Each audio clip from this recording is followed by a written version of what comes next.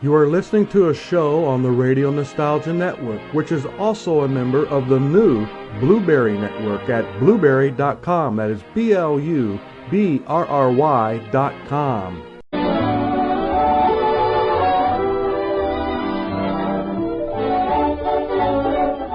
Yes, it's Father Knows Best, transcribed in Hollywood, starring Robert Young as father. Why was I ever cursed with this fatal charm? The American Meat Institute presents William Bendix in The Life of Riley. Hey, things surely are mighty exciting for Annie these days. What's going to happen to her tonight, do you suppose? Hello? Hello, Dad. This is Archie. Let me talk to Mom. It's a matter of life or death. Relax, Archie. Relax. Welcome to the Family Theater, where each week we will go back and listen to some of the best of the family programming from early radio. Family Theater is a wonderful story in itself. The idea was developed and then produced by Father Patrick Peyton of the Holy Cross Fathers. Father Peyton knew radio reached millions of people in its personal, emotional way.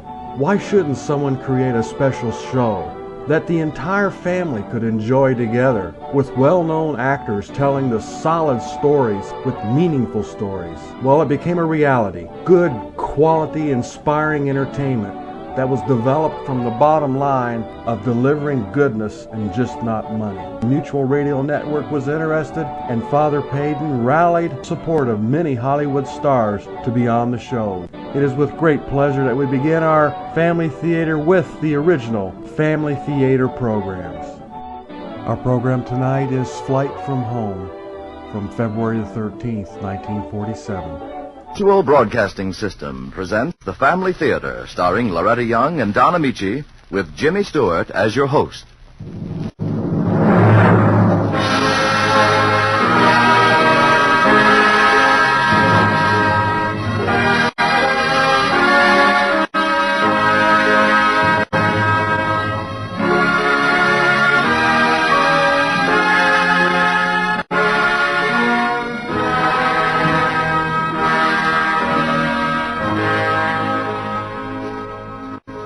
More things are wrought by prayer than this world dreams of.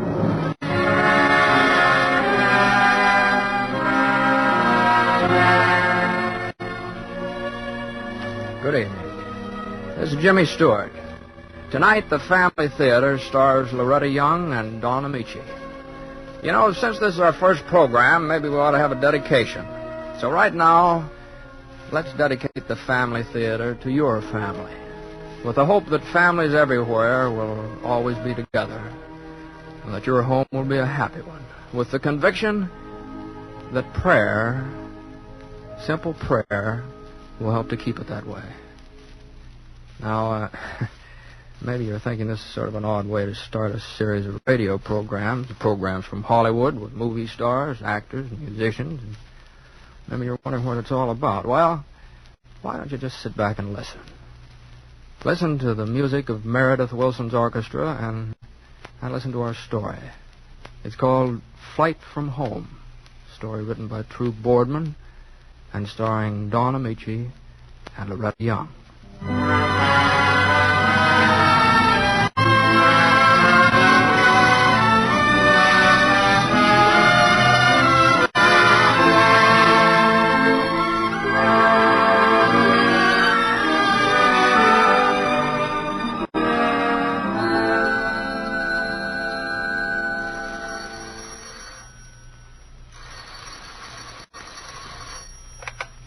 Hello? Mary? Oh, yes, Nora. We're just leaving. We'll be there in less than half an hour to take you to the train. All right, I'm all ready. Still packing? No, as a matter of fact, I'm writing a letter. Oh? But I'll be ready when you get here. All right. Goodbye, Nora. Dear Jim, I don't pretend even to myself that this letter can make any difference. What we said last night before you left was final and definite, I know that. Within an hour, Nora and Charlie are coming to drive me to the train that will take me home to Cleveland. Home. It's funny that after 6 years I should suddenly be thinking again of Cleveland as home. But what does one do while one waits those last minutes before she says goodbye to a lifetime? I don't know. I only know I feel impelled to put it down in black and white. Perhaps then the separate pieces will make some pattern that has sense and order. Perhaps seeing it like that will help me, and you, if you ever read this letter, to somehow understand it all. As I say, I don't know, but I have to try. I'm sitting now by the front window that faces over the river. The day is perfect, and you can see all the way to the hills across the valley. And as I look out now, one object holds my eyes and my thoughts.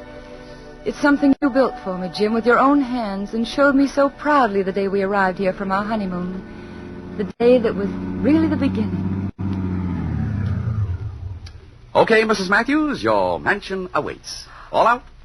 Oh, Jim, this is the Star Island place. Oh, you don't tell me. Oh, but Jim, we agreed on that little house near the university, the place on Elm Street. That shack for the wife of a man who in 2 years will be head of the university research lab? Oh, couldn't think of it. Oh. Come on. But, darling, we agreed. We talked it all over and decided, And remember? I decided you should have a place worthy of you. Mary, wait. Before we go inside, there's something here in the garden you didn't see before. What is it? Come on. In here. Well? Oh, Jim. Oh, darling, it's... You see, the house was already built and furnished, and I wanted the place to have something I'd made myself. Just for you. Oh, darling. And what better for a girl I couldn't even get to see for the first 3 months I knew her unless I went to church 4 times a week. You? I went to church to see you. What do you mean? Your mother told me you practically lived down at that church before you ever saw Jim Matthews. Oh, Jim, if I didn't already love you more than any man deserves, this shrine you built for me would... Oh, Jim, I'm so happy I'm scared. Hey, now take it easy. Oh, I got the idea for the shrine. That trip I took around the world. On an island in the Indies I visited. Each family has its own shrine outside the house. They do? Uh-huh. Guarantees every newly married couple fair weather, good crops, and at least 14 children. 14? Well, 13. Oh, all right. Come on, let's go inside the house. Darling. Huh? Before we go in, could we dedicate our shrine? Oh, it has been. The moment it was finished. By a fellow I know. Oh. And what did this fellow say? Oh, he said something like, thanks, Lord, for what I know is going to be a fine marriage. Thanks for Mary understanding about my work and taking the job at the lab here because it means more freedom and authority, even though I could earn more money for her somewhere else. Thanks for this house, and above all, may it be blessed with children, and may every one of them look like their mother. Oh. That was all. You have anything to add? Yes, just one thing. What? Thanks, dear Lord, for Jim. And help me to be the wife that he deserves. And if it be your will, let there be children, all just like their father. Amen. All right, darling. Let's go inside.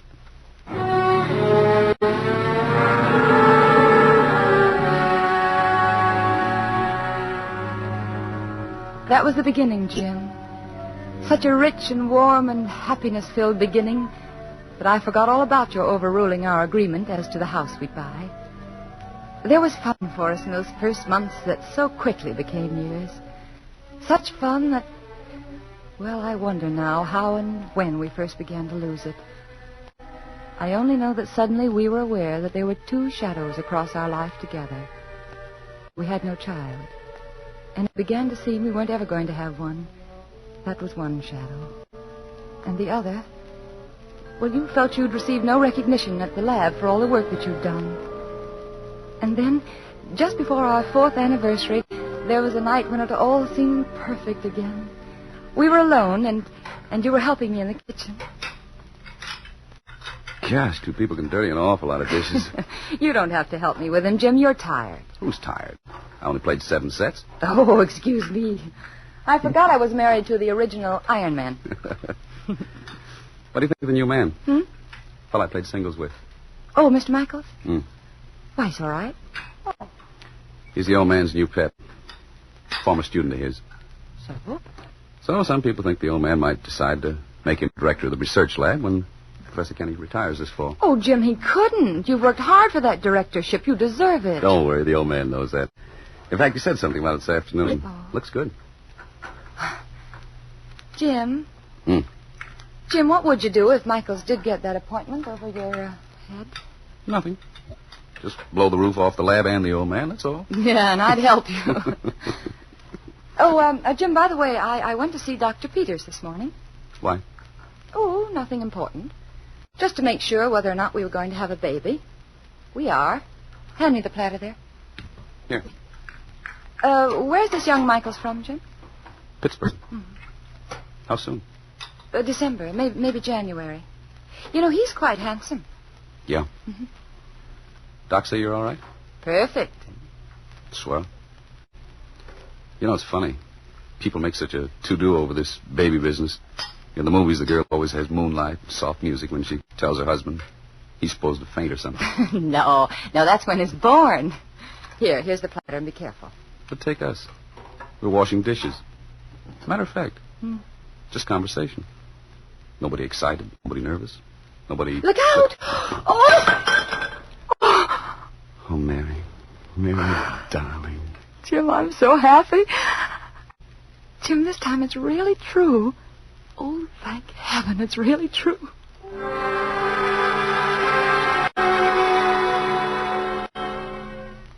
Those months that followed, Jim, for those months I will always be grateful.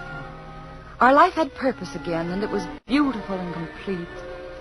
And you were as proud as if you'd personally invented the idea of parenthood.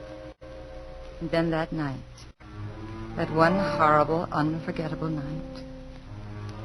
Oh, my darling, if only that storm could have happened a week before or later or any time, but when it did... But it didn't, Jim. It happened then. Perhaps the most crucial moment of our lives. Yes, Dr. Peters, of course you're right. She shouldn't drive in this storm. Oh, I'm positive she does. Yes, right here. Here, Mary, he wants to talk to you. All right. He's definitely sending another doctor. Oh, yes, all right. Hello, Doctor. Yeah, fine time I pick. Helpful Mary, that's me. Oh, yes, of course I understand. You're right. Yes, of course it's safer in this storm. Oh, certainly, as long as you recommend him. But just so he makes it in time. Oh, no. No, I haven't been able to find Jim anywhere. And, Doctor, I'm worried about him. He should have been home 2 hours ago. Now, Doctor, look, you know I'm not alone. I called Nora and she came right over. Now, don't you worry about me. I'm going to be all right. And don't forget, I bet you it's a girl. Now, you say it's a boy. It's still a boy, huh? Nora, Dr. Peters... Oh, Nora. Hold on, honey, hold on. That one was 18 minutes. Nora, the front door. Jim, is that you? Oh, Jim, I'm so glad you're here. Hi, Mary. Hi, Nora. Oh, darling, where have you been? Jim. Been? I've been celebrating. All by myself, all afternoon. I got some news for you. Michaels got that assignment as director of the lab. Pretty boy Michaels is now my new boss. Ray. Oh, Jim. Jim, Mary's needed you. The baby. What about it? You mean... Yes, Jim, yes. But I'm all right now that you're here. We called Dr. Peters, and he can't leave the hospital, so he's sending a doctor here. But he doesn't want me driving to the hospital in the storm. Well, it's ridiculous. Of course you're going to the hospital. There's time, isn't there? Oh, I suppose so, but Dr. Peters Jim, said that's crazy. The doctor specifically And said I that say she's going to the hospital. We'll have no home delivery with some doctor we don't know. You're having the best, Mary. You hear me? Jim Matthews' wife is having the best there is. No storm or anything else is going to prevent it either.